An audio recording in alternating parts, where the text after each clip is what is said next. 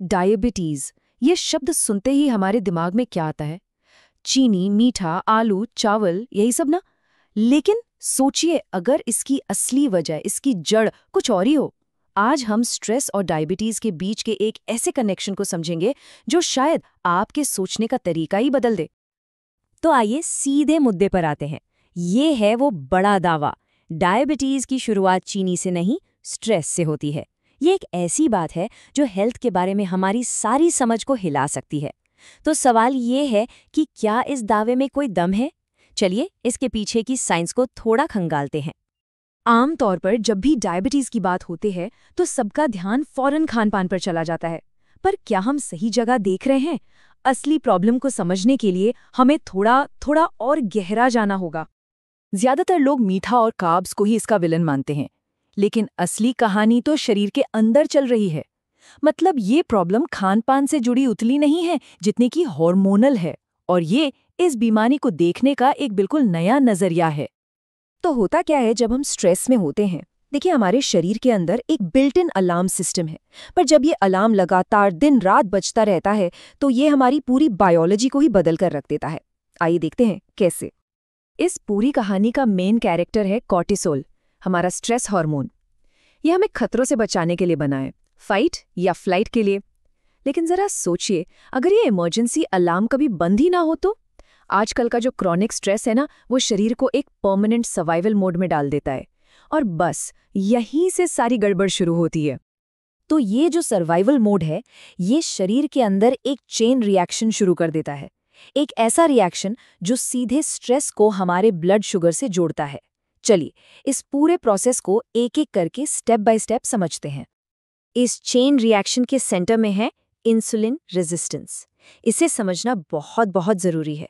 सोच लीजिए, इंसुलिन एक चाबी है जो शरीर के सेल्स का ताला खोलती है ताकि ग्लूकोज अंदर जाकर एनर्जी दे सके। इंसुलिन रेजिस्टेंस में क्या होता है? ये ताला जाम हो जाता है, चाबी घूमती ही नहीं, और ग्लूकोज बेचारा खून में ही इधर उधर भटकता रहता है। तो ये सब जुड़ता कैसे है? पूरी कहानी इन 5 स्टेप्स में छिपी है। स्टेप 1, सब कुछ शुरू होता है लगातार स्ट्रेस से, जो कॉर्टिसोल लेवल बढ़ा देता है।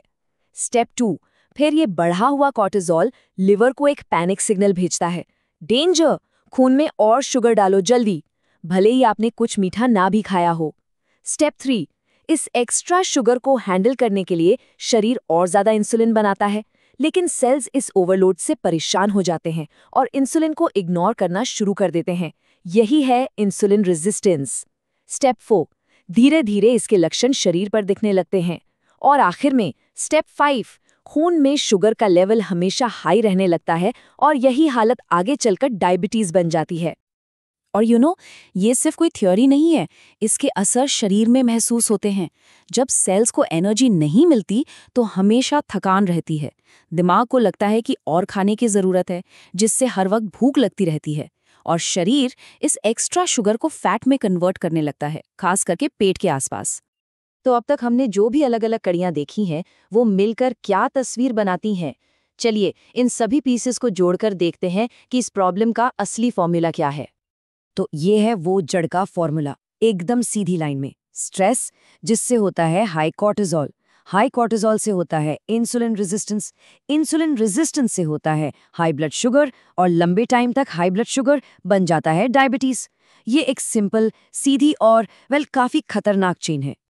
पर बात सिर्फ इतनी ही नहीं है। ये सिर्फ स्ट्रेस की बात नहीं है, ये असल में 3 चीजों का एक डेंजरस कॉकटेल है। हार्मोन्स का इम्बैलेंस, क्रॉनिक स्ट्रेस, और शरीर के अंदर की सूजन, जिसे सिस्टेमिक इन्फ्लेमेशन कहते हैं। जब ये तीनों मिल जाते हैं तो प्रॉब्लम कई गुना बढ़ जाती है। ये सारी बातें हमें वापस अपने शुरुआती सवाल पर ले आती हैं। अगर स्ट्रेस ही असली जड़ है तो फिर इस पूरी कहानी में चीनी का क्या रोल है? आखिर उसे ही विलन क्यों माना जाता है? इसका जवाब समझना बहुत जरूरी है।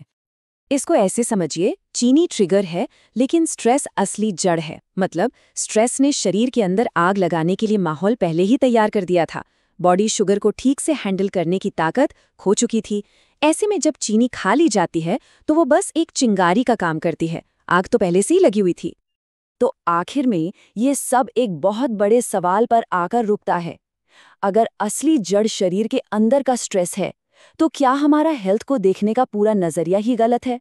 शायद असली सल्यूशन सिर्फ हमारी प्लेट में नहीं, बल्कि हमारे दिमाग और लाइफस्टाइल को मैनेज करने में छिपा है।